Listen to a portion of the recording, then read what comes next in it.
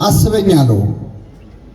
ኢየሱስም መልሶ እንዲህ አለው፣ እውነት እውነት እልሃለሁ ዛሬ ከኔ ጋር በገነት ትሆናለህ። ስለ ቃሉ የአምላካችን ስም የተመሰገነ ይሁን። እንግዲህ ምዕመናን በዛሬው ዕለት በነገው ዕለት የምናከብረው ጥንተ ስቅለት ከሆነ የዛሬው ዕለት ጥንተ ጸሎተ ሐሙስ ነው። በዛሬው ዕለት አሁን እኛ በምንማርበት በዚህ ጉባኤ ሰዓት አምላካችን መድኃኒታችን ኢየሱስ ክርስቶስ ምስጢረ ቁርባንን ያስተማረበት የመጨረሻውን ምሽት ከደቀ መዛሙርቱ ጋር ያሳለፈበት ነው። 3 ሰዓት ሲሆን አምላካችን በይሁዳ ጠቋሚነት ተላልፎ በአይሁድ እጅ ተያዘ። ከምሽቱ 3 ሰዓት አንስቶ እንግዲህ በአይሁድ ሕግ ወንጀለኛ ማታ አይያዝም። እንኳን በአይሁድም በእኛም ሕግ ትክክል ሕጉ ከተጠበቀ በማታ ወንጀለኛ አይያዝም። ክርስቶስ ግን በማታ ተያዘ፣ በማታ ፍርድ ቤት ቀረበ። ከዚያ በኋላ በአይሁድ ሸንጎ በሊቀ ካህናቱ መካከል ቆሞ ግፍ ተፈጸመበት። ሕግ ያልጠበቀ ፍርድ ተፈረደበት። ከዚያ በኋላ የሆነውን ልነግራችሁ አልችልም። ከምሽቱ 3 ሰዓት ከተደረገው የአይሁድ የተንጋደደ ፍርድ በኋላ አምላካችን ኢየሱስ ክርስቶስ ተራ በተራ እየመጡ በፊቱ ላይ ይተፉበት ነበር ይላል። ክርስቶስ ለአንድ ጊዜ እንኳን ፊቱን ዞር አላደረገም። ርኩስ ምራቃቸውን በፊቱ ላይ ሲተፉበት ተራ በተራ እየመጡ በጥፊ ሲመቱት ታግሶ ምሽቱን አሳለፈ። እማይነጋ ሌሊት ነው ያደረው ክርስቶስ እስከ ጠዋት ድረስ። እጆቹን ጉድጓድ ውስጥ ወደ ላይ አስረው እያሰቃዩት በጥፊ የመቱት፣ በጥፊ የመታህ ማን ነው? ትንቢት ተናገር እያሉት ይህችን ምሽት አምላካችን ኢየሱስ ክርስቶስ በጭንቅ ያሳለፈበት፣ ስለኛ ብሎ የተጨነቀ አምላክ ሁላችንን ከጭንቀት ያውጣል። ስለዚህ ይህ ምሽት በጣም ታላቅ ምሽት ነው ምዕመናን። ቤተ ክርስቲያን የተመሰረተችበት፣ ምስጢረ ቁርባን የተከናወነበት፣ ጌታ ተንበርክኮ የሐዋርያቱን እግር ያጠበበት ነው። የነገው ዕለት ደግሞ ትክክለኛው ስቅለቱ የተፈጸመበት ጥንተ ስቅለቱ ነው። በዚያች ዕለት፣ በዚያች አስጨናቂ ዕለት ግን ደግሞ የድህነት ቀን፣ ቅዱሳን የተጠባበቋት ቀን፣ የመዳን ቀን ብለው ለረጅም ዓመት ይናፍቋት የነበረች ዕለተ ዓርብ ቀን አምላካችን ኢየሱስ ክርስቶስ ስለ ሁላችን በመስቀል ላይ ተሰቅሏል። በተሰቀለበት ዕለት ብዙ ነገር ሆኗል ምዕመናን። ከዚያ መካከል ለዛሬው ምሽት አሁን ያነበብኩላችሁን የወንጌል ክፍል ብቻ እንማራለን። እግዚአብሔር አምላካችን እንዲያስተምረን የእርሱ ቅዱስ ፈቃድ ይሁንልን። ርዕሳችን ምንድን ነው? ጌታ ሆይ በሉ እስኪ በመንግሥትህ በመጣህ ጊዜ ምን በለኝ አስበኝ። ይህ ቃል ደጋግመን ስለሰማነው ምናልባት አዲስ ነገር የሌለው ይመስለናል፣ ግን በጣም ጥልቅ ጸሎት ነው ምዕመናን። ጌታችን መድኃኒታችን ኢየሱስ ክርስቶስ ዓርብ ዕለት በተሰቀለ ጊዜ የተሰቀለው ከሁለት ወንበዴዎች መካከል ነው። በግራውና በቀኙ ዕድሜያቸውን ሙሉ የሰው ንብረት ሲቀሙ፣ የሰው ደም ሲያፈሱ፣ ድሃ ሲበድሉ፣ ፍርድ ሲያጓድሉ ከኖሩ ወንጀለኞች መካከል አምላካችን ተሰቀለ። ክርስቶስ ከወንበዴዎች መሃል መሰቀሉ ለሁለት ምክንያት ነው። አንደኛው ስለ እርሱ አስቀድሞ የተነገረውን ትንቢት ለመፈጸም ነው። በትንቢተ ኢሳይያስ ምዕራፍ 53 ላይ ነቢየ እግዚአብሔር ኢሳይያስ የሰማነውን ነገር ማን አምኗል? የእግዚአብሔር ክንድ ለማን ተገልጧል? ብሎ ስለ ክርስቶስ መከራ የተናገረበት ክፍል አለ። በዚያ ክፍል ላይ በእርሱ ቁስል እኛ ምን አልን? ተፈወስን። እንደ በግ ለመታረድ ተነዳ፣ በሸላቾቹ ፊት ዝም እንደሚል በግ እንዲሁ አፉን አልተከፈተም ይላል። ይህንን አረፍተ ነገር ሲጨርስ ግን ምዕራፉን ሲጨርስ ከአመፀኞች ጋር ተቆጠረ ይላል። ከምኖች ጋር? ከአመፀኞች ጋር። ክርስቶስ እኛን ከጻድቃን ጋር፣ እኛን ከቅዱሳን ጋር ሊደምረን እሱ ከጻድቃን ጋር ሳይሆን ከኃጢአተኞች ጋር ተቆጠረ። ስለዚህ ከአመፀኞች ጋር ተቆጠረ የሚለው ቃል ይፈጸም ዘንድ ክርስቶስ በሁለት አመፀኞች መካከል ተሰቀለ። በግራውና በቀኙ የቀኙና የግራውን በዴ ፈያታዊ ዘየማንና ፈያታዊ ዘጸጋም የምንላቸው ጥጦስና ዳክርስ የሚባሉ ሁለት ወንጀለኞች መካከል መድኃኒታችን ኢየሱስ ክርስቶስ ተሰቀለ። እሱ ከወንበዴዎች መሃል የተቆጠረው ለምንድን ነው ካላችሁ፣ እኛም ከጻድቃን ጋር እንድንቆጠር ለማድረግ። በነገራችን ላይ ክርስቶስ እሱ ስለኛ ስለተሰቀለ እኛ ስለሱ ብለን እንድንሰቀል አይፈልግም። እሱ ለኛ ብሎ ስለሞተ እኛ ለሱ እንድንሞት አይፈልግም። እሱ ሞቶልሃል፣ አንተ ለሱ ብለን ኑርለት ነው። እሱ ሞቶልሃል፣ አንተ በሕይወት ኑርለት፣ ከኃጢአት ተለይለት። እሱ ስላንተ ብሎ ከኃጢአተኞች ጋር ተቆጥሯል። አንተ ለሱ ብለህ ከኃጢአተኞች ቁጥር ውጣ፣ ከሰካራሞች ቁጥር ውጣ፣ ከወንጀለኞች ቁጥር ውጣ። ይሄ ነው የእግዚአብሔር ሐሳብ እና ከሁለት ወንበዴዎች መሃል መሰቀሉ የመጀመሪያው ትንቢቱን ለመፈጸም ነው። ሁለተኛው ምዕመናን ለወደፊቱ የሚፈጸመውንም ነገር እያሳየን ነው። ልብ አድርጉ። ከጌታ ግራና ቀኝ ሁለት ወንበዴዎች ተሰቀሉ። የግራው ወንበዴ ጌታውን ተሳደበ፣ የቀኝ ወንበዴ ግን በመንግስት ምን በለኝ አለ። ከሁለቱ የቀኝ ወንበዴ ወደ ገነት ገባ። በዕለተ ምጽአት ክርስቶስ ሊፈርድ ሲመጣ ምን እንደሚከናወን እዛው መስቀል ላይ ያሳየን። ክርስቶስ ዳግም ሊፈርድ ሲመጣ ኃጢአተኞችን በፍየል የተመሰሉ ኃጥአንን በግራው ጻድቃንን በቀኙ ያቆማቸዋል። እናንተ የአባቴ ብሩካን ዓለም ሳይፈጠር ወደ ተዘጋጀላችሁ ወደ መንግስቴ ግቡ ውረሱ ይላቸዋል። በቀኝ ያሉት ወደ ገነት እንደሚገቡ ለማሳየት ዓርብ ዕለት በቀኙ ያለው ወንበዴ ወደ ገነት እንዲገባ አድርጎ አሳየን። ስለዚህ ክርስቶስ ትንቢቱንም ፈጸመ፣ ትንቢትም ተናገረ ማለት ነው። በዚህ ዕለት ምዕመናን ክርስቶስ ከሁለት ወንበዴዎች መሃል ተሰቅሎ እያለ በመጀመሪያ ሁለቱም ወንበዴዎች ይሰድቡት ነበር ይላል። የማቴዎስ ወንጌል ምዕራፍ 27ን ሄዳችሁ አንብቡት። የማቴዎስ ወንጌል ምዕራፍ 27 ላይ ሌሎች ሁሉ ሲሰድቡት፣ መቼስ ዓርብ ዕለት እኮ ክርስቶስን ያልሰደበው ሰው የለም። እኔ በጣም የሚገርመኝ ከተሳዳቢዎች ሁሉ መንገድ ኃላፊዎች አሉ። በዛ ሲያልፉ እየወጡ ነው፣ ኢየሩሳሌም ገበያ ውለው ሊወጡ ሲሉ መንገድ ላይ ተሰቅሎ አዩ። ምንድነው አሉ። ወንጀለኛ ነው ተሰቅሎ ነው ሲሉ እነሱም መጥተው ሰደቡት ይላል። አሁን ምን ያውቃሉ? ውስጥ በማያውቀው ነገር የሚሳደብ ሰው አለ። አሁን እኛ የሆነ ሰው ሲሰደብ ካየን ተጨምረን አብረን እንሳደባለን። ይሄ ሁሉ ሰው የሰደበው መቼስ ስድብ ቢገባው ነው ብለን ማለት ነው። እንደዚህ እኮ ነን። የወደቀ ዛፍ ምሳር ይበዛበታል ይባላል። የተሰደበው ላይ ስድብ ማዋጣት ልማዳችን ነው። ስለዚህ መጥተው ክርስቶስን ሰደቡት። በግራ በቀኝ ያሉት ወንበዴዎችም ሁለቱም ሰደቡት። በኋላ ግን ምዕመናን በቀኝ ያለው ወንበዴ ድንገት ሐሳቡን ቀየረና እጅግ አስደናቂ ጸሎት ጸለየ። ጌታ ሆይ በመንግስትህ በመጣህ ጊዜ ምን በለኝ አስበኛል። ምንድነው ይህንን ወንበዴ ከተሳዳቢነት ወደ ጸሎተኝነት የቀየረው? ምንድነው? ተራ ጸሎት ደግሞ አይደለም ጸሎቱ። እስቲ በደንብ አስተውሉት። ሁሌ ስለምትሰሙት እንደው አዲስ ነገር የሌለው እንዳይመስላችሁ። ለመጨረሻ ጊዜ ላስብላችሁ። ጌታ ሆይ በመንግስትህ በመጣህ ጊዜ ምን በለኝ አስበኝ። አራት ነገሮች ነው የተናገረ። የመጀመሪያ ጌታ ሆይ አለው ክርስቶስም። ጌታ ሆይ ቃል አክብሮ ነው፣ የማክበር ቃል ነው። እኛ ስንጸልይ በሰማያት የምትኖር ምናችን ሆይ እንደምንለው ጌታ ሆይ አለው። ክርስቶስን ጌታ ሆይ ማለት ምን ይገርማል። ብዙ ሰዎች እኮ ጌታ ሆይ ብለውታል። እንደውም ጌታ ሆይ የሚሉት ሰዎች ከመብዛታቸው የተነሳ ጌታ ሆይ የሚለኝ መንግስቴን ምን አይልም አይወርስም እስኪል ደርሷል። ይህ ወንበዴ ግን ጌታ ሆይ ማለቱ ከሌሎች ሁሉ ሰዎች ይበልጣል። ምንድነው ካላችሁ፣ ይህ ወንበዴ ክርስቶስን ጌታ ሆይ ያለው በዕለተ ዓርብ ነው። ዓርብ ዕለት ክርስቶስን ጌታ ሆይ ያለው ሰው የለም። የሰደበው አለ፣ በጥፊ የመታው አለ፣ የተፋበት አለ። ጌታ ሆይ ያለው የለም። ምናልባት ዛሬ ማታ ሐሙስ ማታ ጌታ ሆይ ያሉት ማን መሰሏችሁ? የሮም ወታደሮች በጥፊ መታውት ጌታ ሆይ በጥፊ የመታ ማን ነው ብለውታል። ስቃይ ላይ ያለ ጌታ ሆይ ማለት ከባድ ነው። አሳና እንጀራ በርክቶ ሲያበላ ደስ ብሏቸው ጌታ ሆይ ያሉታል። ሙት ሲያስነሳ አይተው ያመኑበት ጌታ ሆይ ያሉታል። ይህ ወንበዴ ግን ክርስቶስን ጌታ ሆይ ያለው የሾህ አክሊል ደፍቶ ደሙ እየተንጠፈጠፈ ያየው ነው።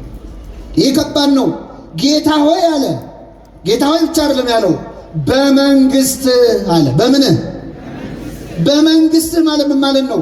የራስህ መንግስት አለ፣ አንተ ንጉስ ነህ እያለው። ንጉስ ነህ፣ ግዛት አለ፣ መንግስት አለ። በመንግስት በመጣ ጊዜ አለ። ምን እንዲህ ወንበዴ ምን ነክቶት ነው? ጌታ ሲያዩት ንጉስ ይመስላል እንዴ? ዓርብ ዕለት አይመስልም እኮ ንጉስ አይመስልም። ለጲላጦስ አላለውም እንዴ? መንግስቴ በዚች ዓለም ብትሆን ኖሮ ወታደሮቼ ይዋጉልኝ ነበር ብሏል። በጥፊ የሚመታ ንጉስ አለ እንዴ? የሚገረፍ ንጉስ የለም። ደሙ እየፈሰሰ እየተጎተተ ሲወድቅ ሲነሳ እየታየ እንዴት ንጉሥ ሊባል ይችላል? ይህ ወንበዴ ክርስቶስን ጌታ ያለው ያየው ዙፋን ላይ ተቀምጦ አይደለም፣ መስቀል ላይ ተሰቅሎ ነው። በትረ መንግስት ይዞ እንደ ነገስታት በክብር የበትረ መንግስቱን ይዞ አይደለም፣ በበትር ሲቀጠቀጥ ነው ያየው፣ ሲደበደብ ነው ያየው። ዘውድ ደፍቶ አይደለም ያየው፣ የሾህ አክሊል ደፍቶ ነው ያየው። ስቃይ ላይ ሆኖ ነው ያየው። ግን በመንግስት አለ አጠገቡ ያለው ንጉሥ መሆኑን አውቋል። ዘላለማዊ ንጉሥ፣ ሽረት የሌለበት ህልፈት የሌለበት ንጉሥ። ምድራዊ ነገስታት በመንግስታቸው ወይ ይሻራሉ ወይ ይሞታሉ፣ ያልፋል። ወይ ህልፈት ወይ ሽረት አለባቸው። እግዚአብሔር ግን ለዘላለም ምንድነው? ንጉሥ ነው። እኛ መተን አላነገስነው፣ እኛ ሞተንም ይነግሳል። እግዚአብሔር አወቀው። አጠገቡ ያለው ንጉሥ መሆኑን አወቀና ጌታ ሆይ በመንግስትህ አለ። ኧረ በመንግስት ብቻ ብሎ ቢያቆም ይበቃ ነበር። ይገርማቸዋል። በመንግስትህ ምን ባልክ ጊዜ አይሰማም። ልብ አድርጉ። ይህ ወንበዴ ጌታን እያየው ያለው ሊሞት ትንሽ ቀርቶት ነው አይደለም? ነው አይደለም? ስቃይ ላይ ነው ያለው፣ ሊሞት ነው። ሞተህ አትቀርም። ከሞት ምን ትላለህ? ተነስተህ አትቀርም። ወደ ሰማይ አርገህ አትቀርም። ዳግም ልትፈርድ በመጣህ ጊዜ ማን ነገረው? ለዚህ ወንበዴ አጠገቡ ያለው ቁስለኛ፣ አጠገቡ ያለው መከረኛ ሞትን ድል አድርጎ እንደሚነሳ ተነስቶ እንደሚያርግ አርጎ ዳግም ሊፈርድ እንደሚመጣ ለዚህ ወንበዴ ማን ነገረው? ፈያታዊ ዘየማን መኑ መሐረከ ታይምር ዘንተ። ቅዱስ ያሬድ ኢትዮጵያዊ ሊቅ የቀኙ ወንበዴ ይህንን እንድታውቅ ማን ነው ያስተማረህ ይላል። አጠገብ ያለው ቁስለኛ በሕማም ላይ ያለ የሕማም ሰው የተናቀው ክርስቶስ ንጉሥ መሆኑን ሊፈርድ ዳግም እንደሚመጣ ማን ነገረ ብሎ ቅዱስ ያሬድ ይጠይቃል። ከዛ ራሱ ቅዱስ ያሬድ በመንፈስ ቅዱስ ተቃይቶ ራሱ ይመልሳል። ፈያታዊ ዘየማን መኑ መሐረከ ታይምር ዘንተ፣ የቀኝ ወንበዴ ይህን እንድታውቅ ማን አስተማረ ይልና ራሱ ቅዱስ ያሬድ ይመልሳል። ነቢያትን አልተከተልኩም አላስተማሩኝም፣ ሐዋርያትም አላስተማሩኝም። አላ ፀሐይ ቀጸበተኒ፣ ፀሐይ ጠቀሰችኝ፣ እሷም ባየው ጊዜ አመንኩኝ አለ። ማን ጠቀሰችኝ? ይህንን ወንበዴ ካጠገቡ ያለው አምላክ መሆኑን እንዲያውቅ ያደረገችው ማነች? ፀሐይ ነች። ለምን? ክርስቶስ በተሰቀለ ሰዓት ፀሐይ ጨለመ፣ ጨረቃ ደም መሰለ፣ ከዋክብት ረገፉ። ብርሃንን ያለበሳቸውን አምላክ እርቃኑን አናይም ብለው ጨለመች ፀሐይ። ስለዚህ የወንበዴ ፀሐይ ስትጨልም ሲያይ አጠገቡ ያለው የፀሐይ አምላክ መሆኑን አወቀና ጌታ ሆይ በመንግስትህ በመጣህ ጊዜ ምን በለኝ አለ? አስበኝ አለ። አያችሁ፣ ያደለው ከፀሐይ ይማራል። ከፀሐይ ተምሮ ንስሐ ይገባል። እኛ ስንት ሰባኪን ያስተማረን? እስቲ ንገሩኝ። ስንት ስብከት ሰማን? በተሰበክነው ልክ ማፍራት አቃተን እንጂ ንስሐ መግባት አቃተን እንጂ። ፀሐይ ለካ አስተምሮት ሰው ንስሐ ይገባል። ጴጥሮስን ንስሐ ያስገባችው ዶሮ ነች። ዶሮ ስትጮህ ወጥቶ አለቀሰ። እኛ ስንት ዶሮ ሲጮህ ሰምተናል። ከኔ ጋር ናችሁ? ምን ዶሮ ሰባኪያን ናቸው፣ ሰባኪያን ናቸው። ያው ሶጣ ጠብቃችሁ ኩኩሉ እንዳትሉኝ እንጂ ሰባኪያን ናቸው። ዶሮ ሲጮህ ሰምቶ የዶሮ ጮት ሰምቶ ንስሐ ገባ። እኛ እንጮሃለን። ለምንድን ነው ንስሐ ማገቡት? ለነገሩ ዶሮም ላይ ችግር ምንድነው? ዶሮ ልብ ብላችሁ ከሆነ ጧጧ ከመጮሃ በፊት መጀመሪያ ትነሳና ምን ታደርጋለች? ክንፏን ምን ትላለች? ታራግፋለች። አራግፋ ነው የምትጮህ። አሁን እኛ የራሳችንን ኃጢአት አራግፈን መጮህ ስላቃተን ማትሰሙ። መጀመሪያ ሰባኪው ንስሐ ገብቶ ተዘጋጅቶ ሲሆን የዛኔ ጩኸቱም ይሰማል። አሁን ግን አብራችሁም ትጮሃላችሁ። ጭራሽ እንኳን ንስሐ ልትገቡ። ይህ ወንበዴ ፀሐይን አይቶ ነው ንስሐ የገባው ይላል ቅዱስ ያሬድ። ቅዱስ ያሬድ ይህን ሲል ቅዱስ ዮሐንስ አፈወርቅ ደግሞ የለም አይመስለኝም ይላል። ይህንን ወንበዴማ ልቡን የመለሰችው ፀሐይ ብቻዋን አትመስለኝም። በአራተኛው ክፍለ ዘመን የነበረው አፈወርቅ የተባለው የቤተክርስቲያናችን መምህር ምን ይላል? ይህ ወንበዴ ልቡ የተመለሰው በጌታ ንግግር ሳይሆን አይቀርም። ጌታ በተሰቀለ ጊዜ መስቀል ላይ 7 ቃላት ተናግሯል። የመጀመሪያው ቃል ምንድነው? አባት ሆይ የሚያደርጉትን አያውቁምና ይቅር በላቸው። ይገርማቸዋል። ክርስቶስ የሚያደርጉትን አያውቁምና ይቅር በላቸው ያለው ገና መስቀል ላይ ያለ ነው። ከኔ ጋር ናችሁ? አዎ፣ ገና ሚስማሩ ከእጁ ሳይወጣ አሁን ከዚህ ጉባኤ ስትወጡ ምዕመናን፣ እዚሁ ጉባኤ ላይ ቆይታችሁ ስትወጡ አንድ ሰው እግራችሁን ቢረግጣችሁ ወይ ይቅርታ ቢል ትቀበላላችሁ? አትቀበሉ? ትቀበላላችሁ። ግን እግራችሁን ረግጦ ጭፍልቅ አድርጎ እያሸ ይቅርታ ቢላችሁስ ትቀበላላችሁ? መጀመሪያ እግርን ከእግሬ ላይ ምን በል አንሳ። ክርስቶስ እኮ ሚስማሩ ከእጁ አልወጣም። ገና እኮ የሾህ አክሊሉ ልቡ ድረስ ይሰማዋል። እያመመው ነው። የሚያደርጉትን አያውቁምና እኛ እኮ ይቅርታ ካረግን እንኳን ካለፈ በኋላ ነው። የዛሬ 10 ዓመት ምናምን የተበደለውን ነገር መቼስ ትቼልሻለሁ እንላለን። እሱንም አንልም። በእውነት የወጋ ቢረሳ ይኸው ታውቁታላችሁ። ሲቆይ የረሳው ልጅ መሰለሽ እንዴ ነው? ተወቅቶ የረሳው ማን ብቻ ነው? ክርስቶስ ገና ሚስማሩ ከእጁ ሳይወጣ የሚያደርጉትን አያውቁ። አሁን እዚህ መካከል ይህን ትምህርት የምትሰሙ ሰዎች ሰው ይቅርታ ማድረግ እንዳለበት ታምናላችሁ፣ እናምናለን። ግን የሆነ ይቅርታ ያላረግንለት ሰው የለም ወይ? የሆነች ይቅርታ ብሞት አላረግላትም የምትሏት ሴት የለችም ወይ? ሁላችንም ሕይወት ውስጥ ይቅርታ እንስማማለን። ግን ገሌ ከሆነ በሱ አትምጡብኝ እንላለን። እሷን ይቅር ብል ሞቼ እገኛለሁ እንላለን። እሱን ነው ይቅር በል ያለ ክርስቶስ። እሱን ነው። ተመልከቱ፣ ክርስቶስ እዛው ነው ይቅርታ ያደረገው። የሚያደርጉትን አያውቁምና ይቅር በላቸው ሲል እዛው እያመመው ነው። አለፈ ብሎ አይደለም። ይቅርታ ያማል ወይ? አዎ ያማል። ይቅርታ ይከብዳል። ግን ይቅርታ አድርጉ። የይቅርታን ሕመም ከክርስቶስ በላይ የሚያውቀው ነው። በይቅርታ አይደል እንደ የተሰቃየው? ይቅርታ አይደል እንዲያቆሰለው? ይቅር ብሎን አይደል እንደ ሞተው? የይቅርታን ኃይሉን መስቀል ላይ ያየ ነው። የሚያደርጉትን አያውቁምና ምን በላቸው ይቅር በል። አሁን ይቅርታ አድርጉ የምትባሉት ሰዎች አንዳንድ ሰው ይቅር በል ሲል በፍጹም ይላል። እስቲ ልጠይቃችሁ ምዕመናን፣ የበደሉን ሰዎች ምንም ያህል ቢበድሉን አይሁድ ክርስቶስ ላይ ያደረሱትን መከራ ያህል በድለውናል? አልበደሉንም። የክርስቶስ ያህል አልተሰቃየንም። አይ መቼስ አንዳንድ ሰው ክርክር ይወድ የለ። አረ የእሱ ይሻላል ይላል አንዳንድ ሰው። አረ የእሱ ይሻላል፣ የእኔ ይብሳል። እሺ ይባስ፣ ግድ የለም። ከክርስቶስ በላይ ሰዎች በድለው ይሆናል። አንተ እንደ ክርስቶስ ንጹህ ነው ወይ? አይደለም። እሱ እኮ ንጹህ ሆኖ ነው የተበደለው። ግን የሚያደርጉትን አያውቁምና ይህንን የይቅርታ ልብ ለሁላችን ያድለን። ለጠቅላላ እውቀት አይደለም የምነግራችሁ። ይህን የምትሰሙ ሰዎች ይቅር በሉ የበደሏችሁን ሰዎች ለራሳችሁ ስትሉ። ቂም መያዝ ማለት ምዕመናን ሰው ለመጉዳት ብሎ መርዝ መጠጣት ማለት፣ ሰው ለማበሳጨት ብሎ መርዝ መጠጣት። የምትጎዳው ራስህ ነህ። ለምን ነፍስህን ታቆስላታለህ? እዛው መስቀል ላይ ይህንን ንግግር ተናገረ ጌታ። ይህን ሲናገር የቀኝ ወንበዴ ልቡ ተሰበረ።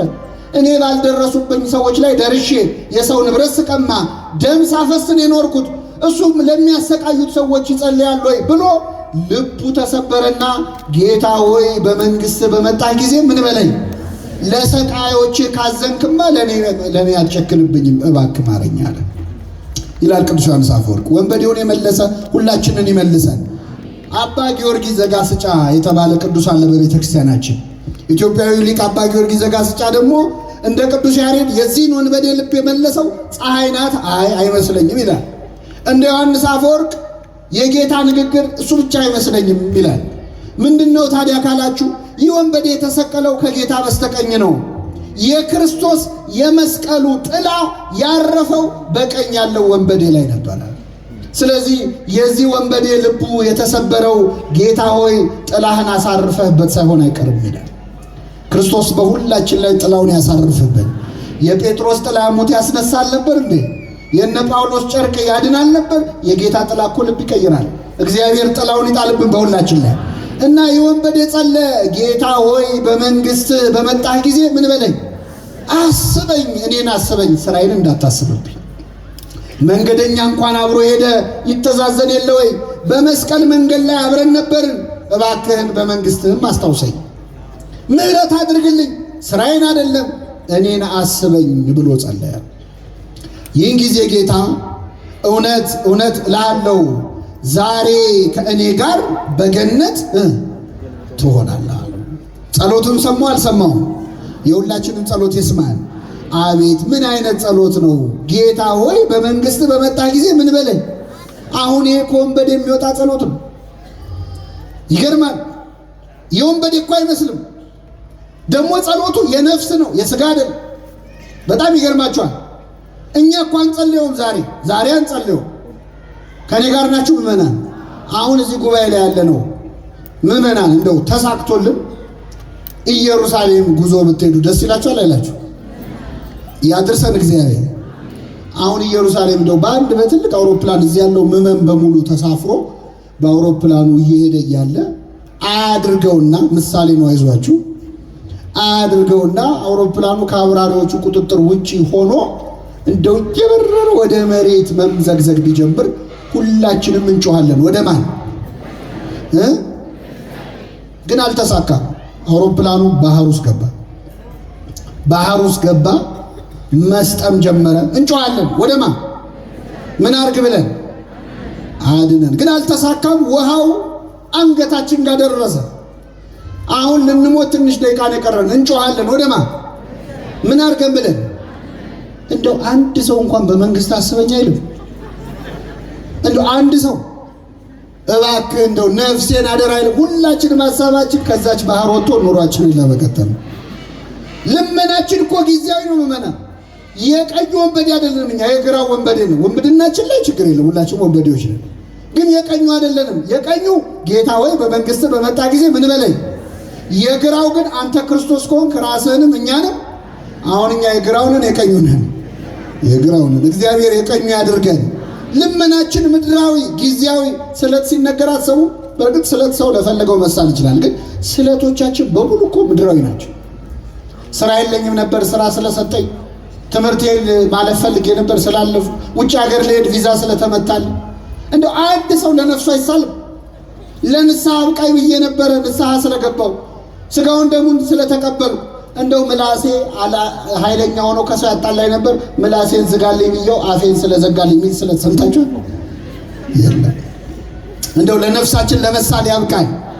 ይህ ወንበዴ ግን ጌታ ሆይ በመንግስት በመጣ ጊዜ ምን በለኝ አስቀድማችሁ ጽድቁንና መንግስቱን ፈልጉ፣ ሌላ ሁሉ ይጨመርላችሁ። አባታችን ሆይ በሰማያት የምትኖር ስምህ መንግስትህ። አያችሁ፣ መጀመሪያ የምንለምነው መንግስት ነው። ፈቃድ በሰማይ እንደሆነች እንዲሁም ከዛስ የዕለት እንጀራችን ስጠን። አያችሁ፣ እግዚአብሔር የሚፈልገው ጸሎት እንዲህ ነው። እኛ ብንሆን አሁን አባታችን የዕለት እንጀራችን ስጠን ብለን ነው የምንጀምረው። እግዚአብሔር ግን መጀመሪያ መንግስቱን እሹ ነው የሚለው። በኋላ ይደርሳል የእንጀራው ነገር፣ የስጋው ነገር በኋላ ይደርሳል። ይህ ወንበዴ የጸለየውን ጸሎት ለመጸለይ ሁላችን ያብቃል። ጸሎቱን ሰምቶ ክርስቶስ ምን አለው? እውነት እውነት እልሃለሁ ዛሬ ከኔ ጋር በገነት ትሆናለህ አሉ። ይህ ሰውዬ ገነት ገባ። ይገርማቸዋል። ዛሬ ከኔ ጋር በገነት ትሆናለህ። እንዴት ገባ? እኔ ወደ ሰውየው ሳልመጣ በፊት እንዴት ገነት ሊገባ ይችላል? እድሜውም ሙሉ ወንበዴ ሆኖ ከርሞ ባለቀ ሰዓት ነው የለመነው። የለመነው ልመናና የተሰጠው መልስ ራሱ ይለያያል። እሱን ነግራቸዋል። ይህ ወንበዴ በዚች ንግግሩ ብቻ ነው ወይ የገባው? በቃሉ ብቻ ጌታ ሆይ በመንግስት በመጣ ጊዜ አስበኝ ስላለ ነው። አንዳንድ ሰዎች እንደውም ስራ አያስፈልግም በጎ ስራ የሚሉ ሰዎች እችን ለመጥቀስ ይሞክራል። ግን የወንበዴ ገርማቸዋል። ልመና ብቻ አይደለም ያቀረበው። ከፍ ብዬ ላንብብላችሁ። በግራና በቀኝ ተሰቅለው የነበሩት ይሰድቡት ነበረ። በግራ ያለው አንተ ክርስቶስ ከሆንክ ራስህንም እኛንም ምን በል አድን ብሎ ሰደበው። ይህን ጊዜ በቀኝ ያለው ምን አለ? ጓደኛውን ገሰጸው። ምን አለ? አንተ በዚህ ፍርድ ውስጥ እያለ እግዚአብሔርን አትፈራውም? ምን አለ? የመጀመሪያው የዚህ ወንበዴ መልካም ስራ እዛው መስቀል ላይ የተሰራ ስራ ማለት የመጀመሪያው መልካም ስራው ጓደኛውን መምከሩ ነው። እዚህ ፍርድ ላይ ሆነ እግዚአብሔርን አትፈራውም ወይ? ፍራው። ከዚህ በላይ ምን ስብከት አለ? የጥበብ መጀመሪያ በቃ ጓደኛውን መከራ። አያችሁ፣ አሁን ብዙዎቻችን እዚህ መሃል ብዙ ወጣቶች አላችሁ። ወጣቶች አብረን ኃጢአት እንሰራለን፣ አብረን ግን ንስሐ እንገባ። አብረን እንወድቃለን፣ አብረን ግን አንነሳ። አብረን እንስከር፣ አብረን እናመንዝር እንላለን፣ አብረን ንስሐ እንግባ ግን መባባል ላይ ችግር አለ። ይህ ወንበዴ ብቻውን አይደለም ሊድን የሞከረው፣ ጓደኛውን መከረ። አንተ በዚህ ፍርድ ላይ ያለ እግዚአብሔርን አትፈራውም? ምን አለ? አንድ በሉ። ሁለት ከዚያ ምን አለ? እኛስ በሚገባ ተፈርዶብናል አለ። ምን ማለት ነው? በመስቀል ላይ ለመሞት የሚያበቃ ኃጢአትን ምን ብለናል? ሰርተናል። ተናዘዘ ኃጢአቱን። አያችሁ፣ ጊዜው ስለማይበቃ ኃጢአቱን ለመዘርዘር በአጭር ቋንቋ ለተረገመው የመስቀል ሞት የሚያበቃ ኃጢአትን ምን ብለናል? ሰርተናል አለ። ስለዚህ አንድ ጓደኛውን መከረ፣ ሁለተኛ ንስሐ ገባ። ለመስቀል የሚያበቃ ኃጢአትን ምን ብለናል ብሎ ሰርተናል። ሶስተኛ ይህ ግን ክፋትን አላደረገም። እስኪ በሉ ይህ ግን ክፋትን አላደረገም። ለማን ነው እየመሰከረ ያለው? ለክርስቶስ። ምንም ክፋት አላደረገም አለ። ዓርብ ዕለት እስቲ ለክርስቶስ መጥቶ ምንም ክፋት አላደረገም ብሎ የመሰከረ አንድ ሰው አለ? የለም። በዋለበት የዋሉ ባደረበት ያደሩ ሐዋርያቱ ከዮሐንስ በስተቀር እግሬ አውጪኝ ብለው ብን ብለው ጠፍተዋል። ብቻውን ነው ክርስቶስ። ማን መሰከረለት? አይናቸውን ያበራላቸው ሰዎች አይናችንን አበራው እንጂ ምን አጠፋ አላሉ። ያቺ ደም ይፈሳት የነበረች ሴት 12 ዓመት የልብሱን ጫፍ ነክታ ደሟ ቀጥ ያለው ደሜን ቀጥ አረገው እንጂ ምን አጠፋ አትንኩት አላለች። 5000 ሕዝብ አሳና እንጀራ በርክቶ ሲበላ ጥርቅ አድርገው የበሉት ሰዎች አበላን እንጂ ምን አጠፋ አላሉ። ከአልጋ ቁራኛ ከደዌ ዳኛ ከ38 ዓመት በሽታ ያስነሳው ሰውዬ እንኳን አልመሰከረለትም። እንዲያውም በጥፊ መቶታል። ይገርማቸው።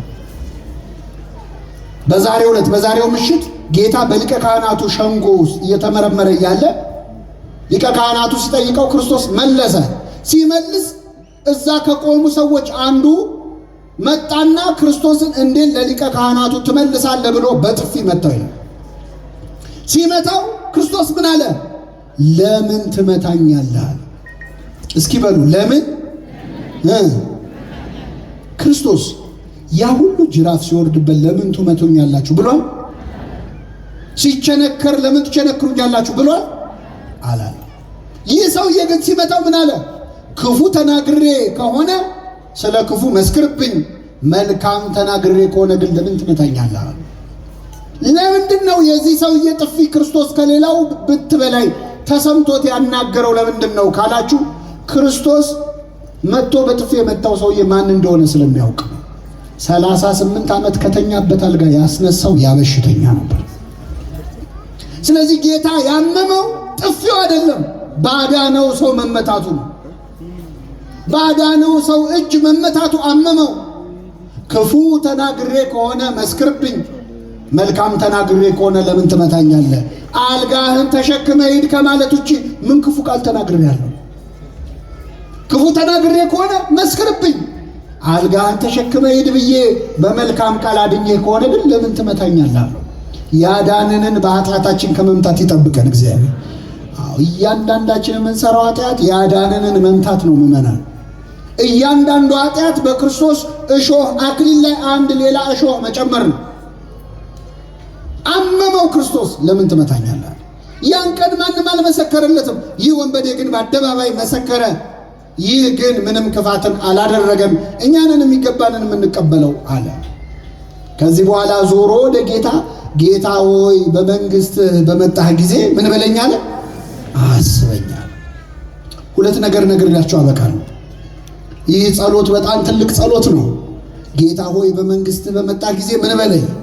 ቤተ ክርስቲያናችን ይህን ጸሎት ቅዳሴ ላይ ከተው ተዘከረን እግዚኦ በውስተ መንግሥትከ፣ አቤቱ በመንግስት በመጣህ ጊዜ ምን በለን። አይገርም? ቅዳሴ ላይ ላለነው ወንበዴዎች ብላ እኮ ነው። ቅዳሴ ላይ ላለነው ወንበዴዎች ብላ ይህንን ጸሎት አመጣችሁ። ይህንን ወንበዴ ያሰበ አምላክ ሁላችንን ያስበን። በመንግስት በመጣ ጊዜ አስበኝ ሲል ክርስቶስ ምን መለሰለት? እውነት እውነት እልሃለሁ ዛሬ ከእኔ ጋር በገነት ትሆናለህ። መቼ? ጥያቄውና መልሱ ይለያያል። ወንበዴ ያለው ምንድን ነው? ጌታ ወይ ሙታንን አስነስተ ሁሉ ለፍርድ ሲቆም ልትፈርድ ስትመጣ ያኔ እኔን አስበኝ ያለው። ክርስቶስ ምን መለሰለት? እሺ ዳግም ልፈርድ ስመጣ አስባለሁ አላለው። ያለው ምንድን ነው? ዛሬ ከኔ ጋር በገነት ትሆናለህ። መቼ? እስክመጣም አትጠብቅም። አቤት የእግዚአብሔር ምሕረቱ! አንዱን ወንበዴ ዛሬ ምርሃለሁ አለው። አቤት ይህንን ወንበዴ ዛሬ ምርሃለሁ አለው የሚለው ታሪክ የተጻፈው ታምረ ማርያም ላይ ቢሆን ኖሮ ሰዎች ተረት ነው ይሉን ነበር። እንዴት አንድ ወንበዴ ሊገባ ይችላል ገነት ይሉን ነበር። ይህንን ታሪክ ወንጌል ላይ ያጻፈ አምላክ ስሙ የተመሰገነ። ገድል ላይ ቢሆን ኖሮ እናንተን የፈጠራችሁት ይሉን ነበር። የእግዚአብሔር ምሕረት ከአእምሮ በላይ ነው። ምመና በጣም ይደንቃል። እንዴት አንድ ወንበዴ ገነት ይገባል? እንደውም ቅዱስ ያዕቆብ ዘስሩግ በደረሰው ድርሳኑ ላይ ይህ ወንበዴ ወደ ገነት ሲገባ ቆሞ ይጠብቅ የነበረው ሱራፊ መልአክ አለ። በጣም ይገርማል። ጠየቀው ይላል፣ አንተ ማነህ? ከቅዱሳን አንዱ ነው? አብርሃም ነው ወይ? ያ እንግዳ የሚያስተናግደው አብርሃም አንተ ነህ አለ። ኧረ አይደለሁም፣ እኔ እንኳን እንግዳ ላስተናግድ የሰው ቤት ስዘርፍ ነው የኖርኩት አለ። እሺ ዳዊት ነህ? ኧረ አይደለሁም። ጻድቃንም ቅዱሳንን ሁሉ ጠራ፣ ከነሱ ውስጥ አንዱም አይደለሁም። ታዲያ እንዴት መጣህ ወደዚህ? የእሳቱን ባህር እንዴት ተሻግረ መጣህ አለው። የክርስቶስን የደሙን ማህተም አሳየው። ይህን ከያዝክማ የማትገባበት የለውም ብሎ በሩን ከፈተለት፣ ወደ ገነት ገባ ይላል። እግዚአብሔር የተመሰገነ ይሁን። የክርስቶስን ደም ይዘን የማናልፈው በር አለ። ለዚህ ነው ቁረቡ የምትባሉት። ለዚህ ነው ስጋው ደሙ ተቀበሉ የምንባለው። ገባ፣ ወንበዴውን ማረው። እንዴት ሊሆን ይችላል? እኛ ምን ቸገረን? እግዚአብሔር የፈለገውን ማድረግ ይችላል አይችልም? አንዳንድ ሰዎች በእግዚአብሔር ምሕረት ገሌ እንዲት ምሕረት አገኝ በላይ ሰብ በጥርኛ ዳነ ሲባል ደማቸው የሚፈላ ሰዎች እንዴት በጥርኛ ይላል? እና ዋው በበርሜል መሆን አለበት? እግዚአብሔር በትንሹ ማዳን ይችላል አይችልም? በጥቂት ማዳን ይችላል አይችልም? በጥቂትም ወይም በብዙም ማዳን ለእግዚአብሔር አይቸግረውም ይላል። እሱ ለማረው ምን አገባችሁ መባል አለባችሁ። ወንጌል ላይ እኮ ክርስቶስ ምን ብሏል መሰላችሁ? አንድ ሰውዬ በጠዋት ተነስቶ የእርሻ ቦታው ላይ የሚሰሩ ሰራተኞች ሊቀጥር ወጣ ይላል። ወጥቶ ከጠዋት የጀመረ 3 ሰዓት ላይ 6 ሰዓት ላይ 9 ሰዓት ላይ 11 ሰዓት ላይ ሰራተኛ ቀጠረ። 11 ሰዓት ላይ ቀጠረ። ከዛ 12 ሰዓት ሲሆን ስራው ቆመ። 11 ሰዓት የተቀጠረው ሰውዬ ስንት ሰዓት ነው የሰራው? አቤት 1 ሰዓት። ለሱ 1 ዲናር ሰጠው። ስንት ሰዓት ስለሰራ? ለ1 ሰዓት ሰራተኛው 1 ዲናር ሲሰጠው 12 ሰዓት የሰሩት ሰዎች ከኋላ ቆመው ያባዛሉ። ለሱ 1 ከደረሰው ለኔ ስንት ነው የሚደርሰው? 12። እሱ ግን ለሁሉም 1 ዲናር ሰጣቸው። አጉረመረሙ ይላል። እኛ ከጠዋት ጀምሮ መተን ለፍተን ደክመን አሁን የመጡ ሰዎች እንዴት 1 ዲናር ከኛ እኩል ይሰጣቸዋል? ያም ሰውዬ መለሰ። የወይን አትክልት ስፍራ ባለቤቱ መለሰ፣ በገንዘቤ የወደድኩትን አደርግ ዘንድ መብት የለኝም ወይ? ወይስ አይናችሁ ምቀኛ ሆነች አላቸው ይላል። ይህ የወይን አትክልት ሰራተኛ ባለቤት እግዚአብሔር ነው። ከጠዋት ጀምሮ የተቀጠርነው እኛ ነን። እዚህ መሃል ከሕፃንነቱ ጀምሮ ከእግዚአብሔር ቤት ያልተለየ ጠዋት የተቀጠረ ሰራተኛ አለ፣ ከቤተ ክርስቲያን የማይለይ። አሁን ባለቀ ሰዓት የመጣ ሰው አለ፣ እንደ ግራው ወንበዴ እንደ ቀኝ ወንበዴ ባለቀ ሰዓት የመጣ አለ።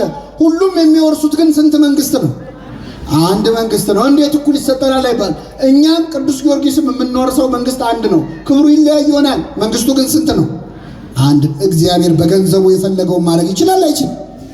እኛ ጨካኞች ስለሆነ እግዚአብሔር እንደኛ ጨካኝ የሚሆን ይመስላል። ና ግባ አለው። ዛሬ ከኔ ጋር በየት ትሆናለህ? በገነት ትሆናለህ። 2 ነገር ነግሬያችሁ ላብቃ ምዕመናን። ይህ ሰውዬ ጌታ ሆይ ብሎ ጌትነቱ፣ በመንግስት ብሎ መንግስቱን፣ በመጣህ ጊዜ ብሎ ምጽአቱን፣ አስበኝ ብሎ ምህረቱን መሰከረ። ይህ አልበቃው፣ ጓደኛውን መከረ፣ እባክህ ንስሐ እንግባ ብሎ። ይህም አልበቃው፣ የክርስቶስን ንጽህና በአደባባይ ምን አለ? መሰከረ። ይህም አልበቃው፣ እኛ ለመስቀል ሞት የሚያበቃ ኃጢአት ሰርተናል ብሎ ንስሐ ገባ። ይህ አሁን የነገርኳችሁን ነገሮች ሁሉ ያደረገው ከ30 እስከ 40 ሰከንድ ቢፈጅበት ነው፣ ወይ 1 ደቂቃ ቢፈጅ ነው። በ1 ደቂቃ ይህን ሁሉ ስራ ሰርቶ ነፍሱን አዳነ። እንደውም አንዱ ባለቅኔ ምን አሉ? ይሄ ሰውዬ ወንበዴ ነበር አይደል? ነበር አልነበረም? ስራው ስርቆት ነበረ እና መጨረሻ ላይ ምን ሰረቀ ብትሉ እዛው መስቀል ላይ ገነትን ሰረቀ ይላሉ። አዎ ይችልበታል አይደል? መቀማት ገነትን ሰረቀ። ሱራፊ እዛ ሰይፍ ይዞ የገነትን በር ይጠብቃል። እሱ ከባለቤቱ ጋር ጨርሶ መጣ። አስገራሚ ወንበዴ ነው አይደል? አዎ ባለቤቱን ይቅርታ ጠይቆ ጨርሶ ጉዳዩን መጣ። ይህንን ሁሉ ነገር ያደረገው ግን በ30 ደቂቃ ነው፣ በ30 ሰከንድ ወይ በ1 ደቂቃ ነው። እሺ ደስ ይበላችሁ፣ በ1 ሰዓት ነው። እኛ ህይወታችንን ሙሉ ማድረግ ያልቻለውን እሱ በዚህ ደቂቃ አደረገው። እኛ ንስሐ ለመግባት ስንት ምክንያቶች ነው ያሉ። ተማሪው ቆይ ትምህርቴን ልጨርስ ይላል። ሰራተኛው ቆይ ከጡረታ ልውጣ ይላል። ልጅ ያላቸው ቆይ ልጄን ላሳድግ ይላል። ልጁ ሲያድግ ቆይ ላስመርቀው ይላል። ሲመረቅ ቆይ ልዳረው ይላል። ንስሐ ላለመግባት ምክንያታችን ብዛቱ። እኔ የኔን ስራ ታውቀው የለ እንዴ? እኔ እኮ ነጋዴ ነኝ፣ አሁን ከስራዬ ጋር አይሄድም፣ አይመቸኝም ይላል ብዙ ሰው። ምንም ባይመቼ እንደዚሁም በዴ ከመስቀል ጋር አልተቸነከርክም። ተቸንክሮ ነፍሱን አዳነ። ምናልባት የዛሬዋ ምሽት የመጨረሻ ምሽታችን ብትሆን ምን እናውቃለን? መቼ እንደምንሞት የሚያውቅ ሰው አለ እዚህ ማለት? የእናንተ ቅድስና አላውቅም፣ እኔ ግን አላውቅም። መቼ እንደምንሞት አናውቅም።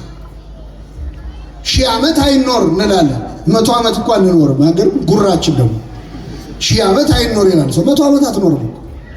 100ንም ከኖርክ በስቃይ ነው የምትኖር። እና ይሁን በዴ ጌታ ሆይ በመንግስት በመጣ ጊዜ ምን በለኝ። ይህንን ሁሉ በጎ ስራ የሰራው በጣም በሚገርም ሁኔታ በ30 ደቂቃ ውስጥ ላለመመለስ የምንደረድረውን ምክንያት እግዚአብሔር ያርቅልን። ንስሐ ግቡ ሲባል እኔ ብዙ ሰው እንደውም ሊሞት ሲል ነው ንስሐ መግባት እኮ ነው። በምን አወቅ ካላችሁ ብዙ ሰው ሲጸልይ ይላል ለንስሐ ሞት አብቃኝ ይላል። ለምን ሞት? መቼ ነው ንስሐ ሊገባ ያሰበው? ሊሞት ሲል። እዚህ ምድር ላይ እኮ ፍቅር አቤት ከኃጢአት ጋር ያለን ፍቅር እኮ እንደው ምን አይነት ኮሚትመንት ነው! ትዳር አረግ ነው እኮ ኃጢአትን መላቀቅ አንፈልግም። ስለዚህ በኋላ ነው ንስሐ። እኔ ንስሐውን ብገባ እኮ ተመልሼ ኃጢአት መስራት አይቀርም። ታውቀው የለ የኔን ስራ የኔን ውሎ ታውቀው የለ ባይሆን ቀስ ብዬ በኋላ ተረጋግቼ ንስሐ እገባለሁ። መልሼ ኃጢአት ከምሰራ ነው። ይሄ ምክንያት አይደለም። ይሄ ምክንያት አይደለም። ምዕመናን ገላችንን እንታጠባለን በቀን እሺ፣ እንደው ቢርቅ በሳምንት በወር እሺ፣ በአመት ቢሆን ግድ የለም እንታጠባለን። ገላችንን ታጥበን መልሰን እንቆሻለን። አንቆሽሽ አይሰማኝም። ስለዚህ መቆሸሻችን ለማይቀር አንደኛውን ጠርቀምቀም ብሎ ለምን ስንሞት አንታጠቡ ትላላችሁ? የእስካሁኑን እንታጠበው የቀረውን እግዚአብሔር ያውቃል አይደለም? አዎ፣ ከስጋ በመታጠብ ከሚመጣብን ቆሻሻ ከምናስወግደው ቆሻሻ በላይ ኃጢአት እኮ የበለጠ ነው፣ የከፋ ነው፣ ነፍስ የሚያቆሽሽ። ስለዚህ ቀጠሮ አትስጡ። የወንበዴ የቀረችውን ሰዓት ወሰነባት። የመዳን ቀን መቼ ነው? ዛሬ አይደለም አሁን ነው የሚለው። ዛሬማ ብዙ ነው። ዛሬማ ከጠዋት እስከ ማታ እኮ እስከ ሌሊቱም እኮ ዛሬ ነው። የመዳን ቀን መቼ ነው? አሁን ነው። ቅዱስ ዮሐንስ ወንጌላዊ ይገርማቸዋል። በነገው ዕለት ጌታ ተሰቅሎ ሲሰቃይ አይቶ የክርስቶስ መከራ ከልቡ አልጠፋ ብሎት ነበር።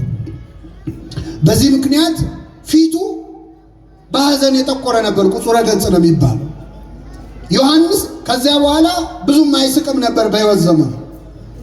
ሳቅ ሲስቅ ያየው ሰው የለም። ሐዘን አልጠፋም። የጌታ መከራ አይኑ ላይ ስላለ ማለት ጌታ ተነስቶ እንኳን ግን አይረሳው እና አንድ ቀን ግን ይገርማቸዋል። እንደው ከአንጀቱ ስቋል ይባላል። ቅዱስ ዮሐንስ ሆዱን ይዞ ስቋል።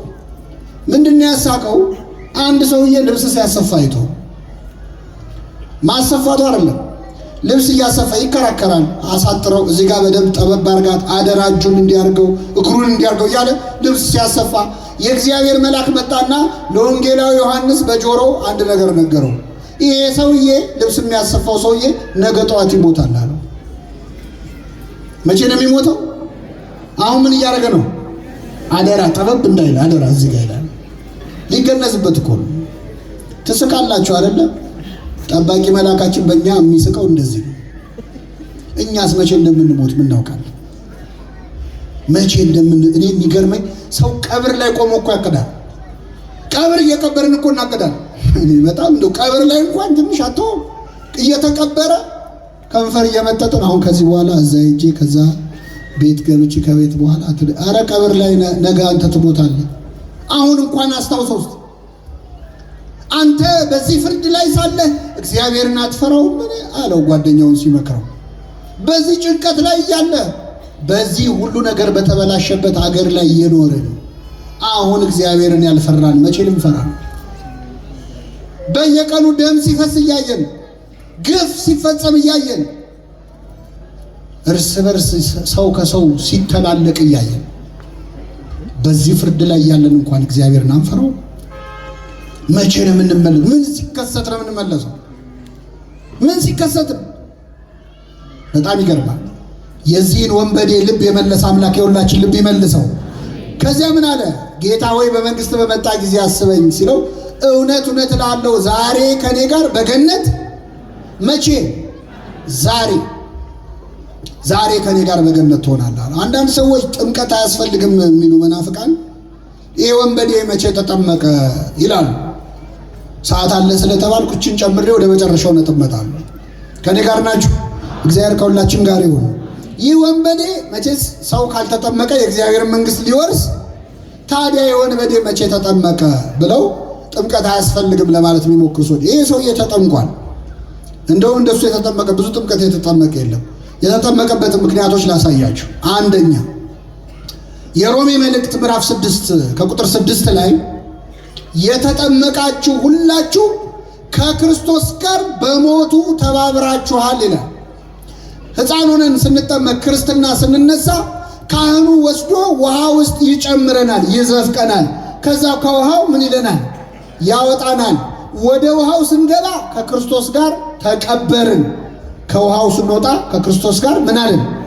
ተነስ። ስለዚህ መጠመቅ ከክርስቶስ ጋር መሞት ነው።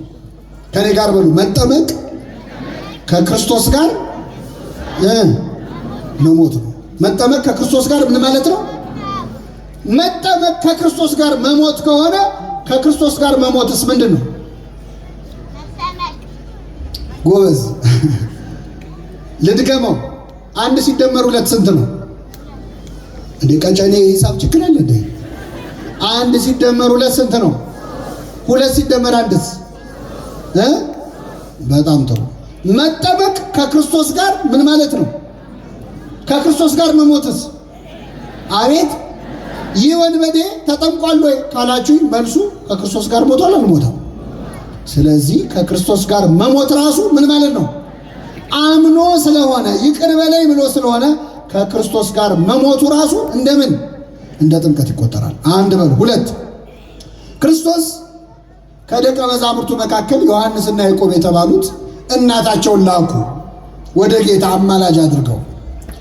እናቲቱ ምን አለች? ጌታ ሆይ በምትነግስ ጊዜ እንግዲህ ክርስቶስ እነግሳለሁ ሲል ሰምታለች። እነግሳለሁ ሲል መንግስት ያቋቁማል መስሏት እኮ ክርስቶስ እነግሳለሁ ያለው በምን ላይ ነው? በመስቀል ላይ ነው። እደፋለሁ ያለው የሸዋ አክሊል ነው። እና እነግሳለሁ መንግስት ተሰጠኝ ስልጣን ተሰጠኝ ሲል ስለሰማችሁ እነሱም ስለሰሙ ሐዋርያት ጌታ እስኪያርግ ድረስ የክርስቶስ መንግስት ምድራዊ መስሏቸው ነበር። ስለዚህ ምን አለችው? በነገስክ ጊዜ በክብርህ ልጆቼን በግራና በቀኝ አድርግልኝ አለችው። ክርስቶስ ምን አለ? የምትለምኑትን አታውቁም አለ። ይህቺ ሴት መጣ ልጆቼን በግራና በቀኝ በነገስክ ጊዜ አቁምልኝ ማለት በሌላ ቋንቋ አብረውህ ምን ይበሉ ማለት ነው? ይሰቀሉ ማለት ነው። የምትለምኑትን አታውቁም። በእውነት እግዚአብሔር የለመነውን ሁሉ ስላልሰማን ስሙ የተመሰገነ። አሁን የለመነውን ሁሉ ቢሰማን እንደው በእውነት ችግር እኮ ነበር። ወጣቶች አሁን እስቲ ስንት ልመና ነው የምትለምኑት መጣችሁ? የብዙ ወጣቶች ልመና ምንድን ነው? አትዋሹ፣ እኔ ልንገራችሁ። የወጣቶች ልመና ትዳር ነው አይደል? አዎ ዛሬ እቺኛዋን ስጠኝ ብለህ ትለምናለህ። ነገ ትመጣና እግዚአብሔር ሆይ እቺኛዋን ተዋት፣ ሳስበው ተዋት፣ ይቅርብኝ ደግሞ ያችን። አሁን የለመንከውን ሁሉ ቢሰጥ ህይወት አይበጠበጥም። ሰው እኮ ማመልጭ ከቻኳን እኮ ስርዝ ድልዝ ሲበዛው ጥሩ አይደለም አይደል? የኛ ጸሎት እኮ ብዙ ስርዝ ድልዝ አለው። የለመነውን ያህል ስላልሰማን ስሙ የተመሰገነ ነው። አቤት አሁን የለመነውን ሁሉ ቢሰጠን እኮ መጥፎ ነበር ማለት። እዚህ መሀል ወላጆች አላችሁ፣ ልጃችሁ ቤት ውስጥ እንደው አይጥ አስቸግሯችሁ የገዛችሁትን መርዝ ይዛችሁ ስትገቡ ይህን መርዝ በዳቦ አድርጌ ካልበላው ቢል ትሰጡታላችሁ ወይ? ልጄ ለምን ጓጉቶ ይቀራል ይብላ እንጂ ትላላችሁ? ቢያለቅስስ እንዴ እያለቀሰ እኮ ነው ብላችሁ ትሰጣላችሁ? አባት ከሆንክ አትሰጠውም፣ ትገርፈዋለህ ዝም በል ብለህ እንጂ አይሰጠውም። እግዚአብሔር አባት ነው። ስንት መርዝ ለምነ ነው እምቢ ብሎናል መሰላችሁ? ስንት ክፉ ነገር ነፍሳችንን የሚጎዳ ልመና ለምነነዋል። አባት ስለሆነ ግን እምቢ ይላል፣ አይሆንም ይላል። የእግዚአብሔር እምቢታ ከሌሎች ከሰዎች እሽታ ይሻላል። ቆይ ምን ላንተ ብሎ ነው? ምን ይጎልበታል? ሁሉን ቢሰጥ ለሱ ላንተው ብሎ ነው ወይ? ነገሩ ላንተ አይሆንም፣ አለዚያ አንተ ለነገሩ አትሆንም። እያዘጋጀ ነው፣ ጊዜው አይደለም። እና የምትለምኑትን አታውቁም። እና ይህን ልመና ከለመኑ በኋላ ጌታ ምን አለ መሰላችሁ? ከኔ ጋር ናችሁ? እኔ የምጠጣውን ጽዋ ልትጠጡ፣ እኔ የምጠጣውን ጽዋ ልትጠጡ፣ እኔ የምጠመቃትን ጥምቀት ልትጠመቁ አትችሉም ማለት። አሁን በደንብ አስተውሉ ምዕመናን፣ ስብከት አይደለም ይሄ ትምህርት ነው። እኔ የምጠጣውን ጽዋ በሉ ልትጠጡ፣ እኔ የምጠመቀውን ጥምቀት ልትጠመቁ አትችሉም አላቸው። ሁለት ነገር ነው ያለው ክርስቶስ። ጥምቀቴን ልትጠመቁ፣ ጽዋዬን ልትጠጡ አትችሉም ማለት ሲል ምን አሉት? እንችላለን አሉት። እንችላለን ሲሉት ምን አለ ጌታ? ጽዋዬንስ ትጠጣላችሁ፣ በግራና በቀኝ መቀመጥ ግን ከአባቴ ዘንድ ለተሰጣቸው ነው። አስተውሉ። ቅድም ጥምቀት ያላትን አሁን በግራና በቀኝ መቀመጥ አላት። ከክርስቶስ ጋር አብሮ መሰቀል፣ በግራ በቀኝ መቀመጥ ጥምቀት ተብሎ የተነገረው በራሱ በክርስቶስ አንደበት። ከዚያ ውጭ ኢትዮጵያዊ ሊቅ ቅዱስ ያሬድ እምገቦ ከውህዘ ማይ ከጎንህ ውሃ ፈሰሰ ወቀደሶ ለፈያታይ ወንበዴውን ቀደሰው ይላል። ስለዚህ ከክርስቶስ ደም የፈሰሰው ውሃና ደም ይህንን ወንበዴ ቀድሶታል። ይሄ ቢያመልጠው እንኳን ሲኦል ወርዶ ክርስቶስ ለነፍሳት ቀኝ እጁን ሰጥቶ ቀኝ እጄን ሰጥቷቸው ወኮነቶሙ ጥምቀት ሆነቻቸው ይላል። ይሄ ሁሉ ጥምቀት አላለፈውም ይህንን ወንበዴ። ይሄም ቢያልፈው ምዕመናን፣ በብሉይ ኪዳን የነበሩ ሰዎች ጥምቀት ሳይሰራ ነው የሞቱት። ይህ ወንበዴ ባይጠመቅ እንኳን በክርስቶስ ማመኑ ያድነዋል። ስለዚህ እናይቶ ጌታ ሆይ በመንግስት አስበኝ ለሚለው ጸሎት ምን አለ? እውነት እውነት እልሃለሁ ዛሬ ከኔ ጋር በገነት ሆናል። የመጨረሻ የምነግራችሁ ምዕመናን፣ ወንበዴው የጸለየው ጸሎትና ክርስቶስ የመለሰለት መልስ ይለያያል። እሱ የጠየቀው በምጽአትህ ነው ያለው፣ አስበኝ ነው። እሱ ግን ዛሬ ያለው እኛ ከምንለምነው ልመና በላይ የማን መልስ ይበልጣል? ጥቂት ሲለምኑት ብዙ የሚሰጥ አምላክ ነው። ለነገ ሲለምኑት ለዛሬ የሚያደርግ አምላክ ነው። እግዚአብሔር ከለማኞቹ ዕውቀት በላይ ስለሆነ እንዲያውም ሳንለምነው ነው የሚሰጠን። አብዛኛውን ጸሎት እኮ እኛ ሊስት አድርገን ይህን አድርግልኝ ብለን ነው አይደለም እግዚአብሔር የሚሰጠን። እሱ ስለሚያውቅ ሳንለምነው የሚያስፈልገንን አውቆ ያደርግልናል። ጸሎታችንን አርሞ የሚሰማ አምላክ ነው። አሁን እኛ የምንጸልየው ጸሎት ውስጥ ብዙ ችግር አለበት። እግዚአብሔር ግን የእኛን ዕውቀት ማነስ አይቶ ይሰማናል። በዚህ በጣና ገዳማት የተከሰተ አንድ ነገር ልንገራችሁ። አንድ ሰውዬ መናኝ ሆኖ ባህታዊ ሆኖ ከጣና ገዳማት በአንዱ ዋሻ ውስጥ ቆሞ ለረጅም ዓመታት ጸሎት እያደረገ በምናኔ ይኖራል። ከኔ ጋር ናቸው። ብዙ ዓመት ሆኖታልና እዛ ቆሞ እየጸለየ ያለ አንድ አባት በጀልባ ተሳፍረው ወደዚያች ደሴት ይደርሳሉ። ሲደርሱ ቆይ መንገዴን ከመቀጠሌ በፊት እዚች ደሴት ላይ ትንሽ አረፍ ልበል ብለው ጀልባውን ያቆሙና ወደ ደሴቱ ገብተው ዞር ዞር ማለት ይጀምራሉ።